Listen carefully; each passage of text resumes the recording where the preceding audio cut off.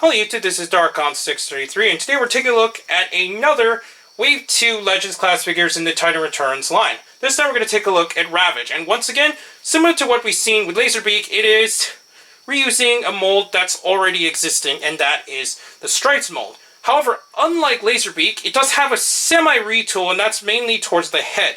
Just as a comparison, I'm actually going to do this first, unlike what I did with Laserbeak. Here he is next to Stripes. So the heads are pretty much the main difference outside of the colors and the stickers obviously being different. This one's a little bit more bland because it doesn't have the Stripes details obviously that Stripes has, but it does look pretty good for a Ravage. Once again, the only other thing it includes is the character card with the bio in the back, so that's really cool. Not bio, I meant the stats. And now we'll go on to the toy itself. Articulation is the exact same thing we've seen with Stripes. The back legs have 2 points of articulation. One up here and one on the foot. Same thing with the front, except this one's a little bit below this one. Swivels at the shoulders. It can also bend outwards a bit due to the transformation. The tail pieces can kind of flap, but not really articulation point. And the head can bob up and down, and that's about it for articulation. For transformation, it's pretty simple. What we're going to do is collapse the tail piece. Push down the feet. Before we do that, we're going to take these and then we're going to push them inside the cavity first. This is something I actually forgot to do in my Stripes video, and that's why it looked very strange to me, but at least now I remember that you do need to do that. We're going to collapse the head, and then we're going to push these down again, swivel them, so now they're into place. So as you can see, it doesn't have the problem with the leg pieces sticking out here, so that's something I totally forgot that you need to do for the transformation. And then you're going to close up the panels in order to transform it into its tablet mode. Now this one has a lot more going on with it compared to some of the releases, since it's got even more graphical data and just a bunch of readouts throughout and so on. So it's actually really cool looking.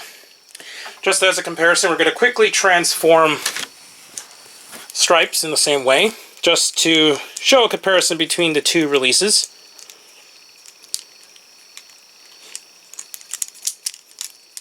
This one does have a little bit of problems. I think that also happened in my other video, but it's been a while, I've kind of forgot about it. Let's see.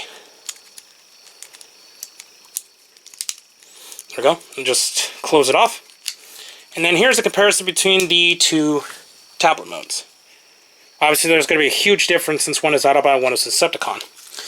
And now we're going to transfer it into its plane mode. Basically, we're going to pull out the nose cone. Pull down this piece. Then, pull out the wings. And we're going to pull the legs out. Since these will be kind of like the back cannons of his plane mode. Do need to move some pieces around in order to get inside, though.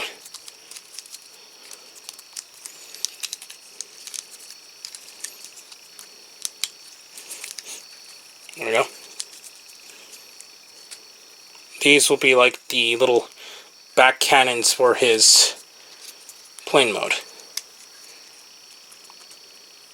So I guess that's a cool little gimmick that they added just for a little bit more play value, but in my opinion it's just really not the most impressive alternate mode you can get with this toy. We're going to quickly transfer it back into his beast mode and go with my final thoughts. Anyways, Ravage is really cool, even though it's a retool of an existing figure, which was Stripes. And it definitely seems like Hasbro is once again going kind of backwards, releasing the retool possible for the actual release before releasing what the main mold is made for. So it's kind of a weird practice that Hasbro's doing ever since Combiner Wars. But I think it's still pretty good for what it ended up, so at least it gives Hasbro some credit there. And it has a lot more releases, just a lot more play value for what we're getting overall, and I think they did a fantastic job so far, just releasing a whole variety of characters. Then, for what they need to do, they do look pretty nice. And I think this is a really nice cassette format to go alongside Soundwave in your collection. Anyways, please comment, subscribe, and check out Hero Club. Also, please check me on Twitter under Darkon633, and don't forget to check down the other channels down below. I'll be back with more Transformers reviews, but for now, I'll be seeing you YouTube.